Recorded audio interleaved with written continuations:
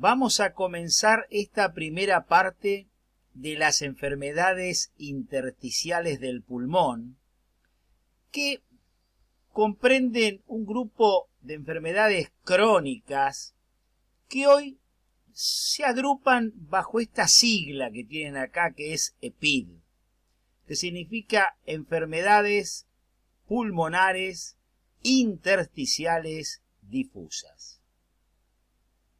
Son un grupo de patologías en las cuales la principal alteración anatomopatológica ocurre en las estructuras alveolo-intersticiales.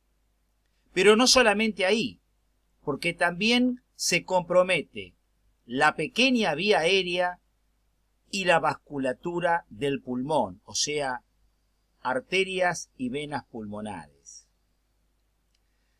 Ahora bien, estas enfermedades crónicas antiguamente se agrupaban como fibrosis pulmonar. Y vamos a ver después, tanto en la fisiopatología como en la anatomía patológica, que sigue vigente el concepto de fibrosis pulmonar. Porque estas patologías, a fin de cuentas, la expresión terminal que tienen en la evolución crónica es justamente la fibrosis pulmonar. Estas EPID tienen en común características clínicas, características radiológicas y características funcionales, que es lo que vamos a desarrollar a lo largo de estas charlas. Esta es la clasificación etiológica de las EPID, que lleva ya unos años vigente y nace de un consenso internacional, europeo y americano. Y las divide en estos 4 grupos que tienen ahí.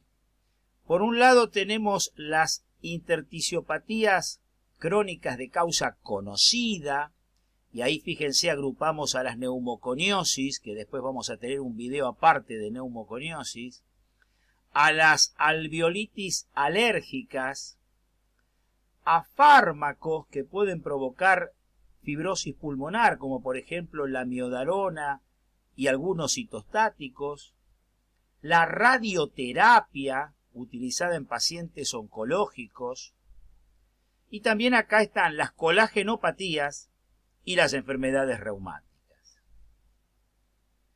En segundo lugar tienen las neumopatías intersticiales ya idiopáticas, ya no es de causa conocida, ya son idiopáticas, y acá ponemos a la cabeza la conocida fibrosis pulmonar idiopática, y después otras patologías en este grupo, que son otras neumonías o neumopatías intersticiales idiopáticas diferentes a esta que sería la patología de fibrosis pulmonar madre.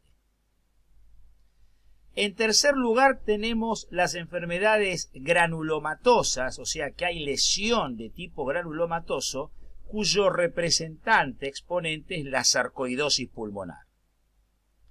Y por último ponemos otras intersticiópatías, que sería el grupo de las misceláneas, que es muy variado, son muchísimas, pero bueno, rescatemos la amiloidosis, la histiocitosis X y la proteinosis alveolar.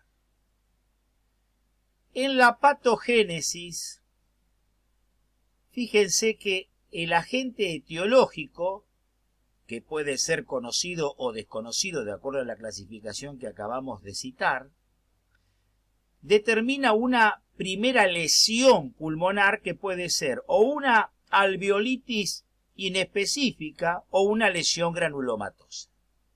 Una alveolitis inespecífica es un proceso inflamatorio inespecífico a nivel de la estructura alveolo-intersticial. Si no es eso, puede ser una lesión granulomatosa. De todas maneras, cualquiera de estos dos, fíjense que es la respuesta pulmonar frente a la acción del agente etiológico. Una vez que se ha producido esto en el pulmón, del paso siguiente es la evolución a la fibrosis pulmonar, como dijimos anteriormente. y las variables que intervienen, que de esto evolucione a esto en un corto tiempo, en una mayor cantidad de tiempo, las variables van a ser la etiología, la susceptibilidad individual, cómo están las defensas pulmonares, la cronicidad de la exposición y por último la extensión que tengan las lesiones pulmonares. Una vez que el paciente llega a la fibrosis pulmonar, que sería estadio final, bueno, ahí es cuando hay una destrucción de la unidad alveolo capilar, que es el evento final entonces de estas EPID. La destrucción de la unidad alveolo capilar es lo que clásicamente, como tienen ahí, se llama el End Stage Lung Disease, que es la etapa terminal de la enfermedad pulmonar. Desde el punto de vista anatomopatológico tenemos estos tres elementos que lo acabamos de comentar recién. Por un lado, o hay una alveolitis inespecífica, o sea, proceso inflamatorio crónico inespecífico a nivel de la estructura alveolo-capilar, o hay una lesión granulomatosa, como en el caso de la sarcoidosis. La fibrosis pulmonar. La fibrosis es una desorganización del tejido conjuntivo con proliferación de fibroblastos y la consiguiente entonces formación del tejido fibroso. Pero aparte, estos pacientes tienen un engrosamiento de la pared de los vasos pulmonares, con la consiguiente obliteración vascular, con lo cual disminuye el lecho capilar pulmonar, que es un dato, como vamos a ver después, muy importante en la fisiopatología. Y el tercer elemento, bueno, es la destrucción por esta fibrosis del alveolo, una destrucción alveolo capilar, que es la etapa terminal de enfermedad pulmonar. Fíjense desde el punto de vista de la fisiopatología lo que ocurre. Todo arrancaría entonces a partir de la fibrosis pulmonar, los eventos fisiopatológicos que nos interesan. Ya dijimos que por esta fibrosis había una disminución del lecho capilar pulmonar, y esa disminución del lecho capilar pulmonar nos lleva por un lado a que haya una alteración ventilatoria de tipo restrictivo. En las intersticiopatías, en las EPID, la alteración ventilatoria no es obstructiva, sino que va a ser bien restrictiva. Pero por otro lado, esa fibrosis con el descenso del lecho capilar pulmonar no genera hipertensión pulmonar. Y esa hipertensión pulmonar puede repercutir en el corazón derecho, como ya vimos en otros videos con otras patologías, provocando el cor pulmonar crónico. Con respecto al cuadro clínico, el gran signo-síntoma que tienen las EPID es la disnea de esfuerzo. Todos los pacientes que hemos tenido en la sala con alguna manifestación respiratoria, sobre todo en cuadros de patología articular crónica, como la artritis reumatoidea o pacientes con colágenopatía, sobre todo esclerodermia, el gran signo-síntoma siempre ha sido la disnea de esfuerzo. Y el segundo signo-síntoma del aparato respiratorio es la tos seca. La tos predominantemente seca. Seca porque la lesión es intersticial, no es una lesión bronquial.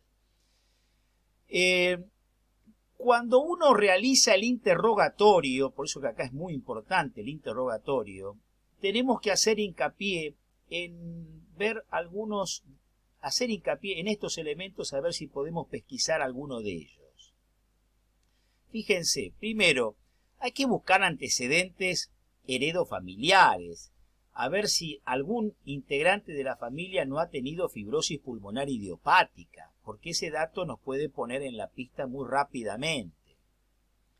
Otro dato que tenemos que ver, como pueden visualizar ahí, es la profesión, investigar la profesión.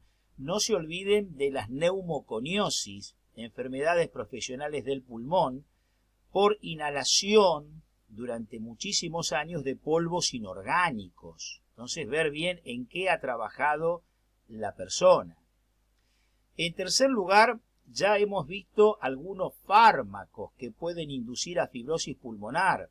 Nosotros tenemos que investigar, sobre todo la experiencia nuestra, la amiodarona, el uso indiscriminado de amiodarona. Hemos visto cuadros de fibrosis pulmonar, o sea, de PID, y también con algunos fármacos, algunos quimioterápicos, algunos fármacos antineoplásicos, algunos citostáticos, también lo hemos podido ver. Otro dato a interrogar: si el paciente no está haciendo radioterapia. La radioterapia, sobre todo torácica, en pacientes con cáncer de pulmón o cáncer de mama o linfoma mediastinal. Y por último, interrogar si no hay alguna patología de base, como las que estuve comentando recién, enfermedades reumáticas, colagenopatías, porque ahí nos puede poner en la pista de que hay compromiso respiratorio y puede haber un compromiso pulmonar manifestado por esta EPID. En el cuadro clínico vamos a comentar los datos que aparecen del examen semiológico, que fundamentalmente en la auscultación del aparato respiratorio podemos encontrar rales crepitantes y subcrepitantes. Algunos rales crepitantes o subcrepitantes es el único dato francamente positivo. Y por supuesto, evaluar si hay otra patología de base, por supuesto, que aparte de encontrar la disnea y la tos seca, ¿qué otra manifestación clínica hay de la enfermedad de base? Si el paciente tiene una sarcoidosis, ver si tiene algún otro elemento de sarcoidosis, si es una colágenopatía, si es una artritis reumatoidea, buscar otros elementos clínicos que sean de la patología de base que está generando esta intersticiopatía pulmonar crónica.